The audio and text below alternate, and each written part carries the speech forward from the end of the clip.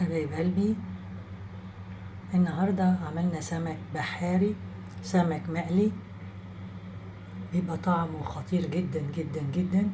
وطبعا الأسماك من البروتينات البيضاء سهلة الهضم ومغذية جدا، والبروتينات الحيوانية عموما هي اللي بتدي الجسم احتياجاته. عندنا رز ببصل، وعندنا طبق سلطة جميل. فدي وجبة غذائية مكتملة العناصر الغذائية، ومع ذلك هي اقتصادية في نفس الوقت، لأن الأسماك أرخص من اللحوم الحمراء. حبايب قلبي بحبكم في الله، وتفضلوا معانا يا حبايبي. ربنا يخليكم ليا. ما تنسوش اللايك والشير وتعليقاتكم الجميلة المشجعة، ولنا لقاءات كتيرة في فيديوهات أخرى كثيرة.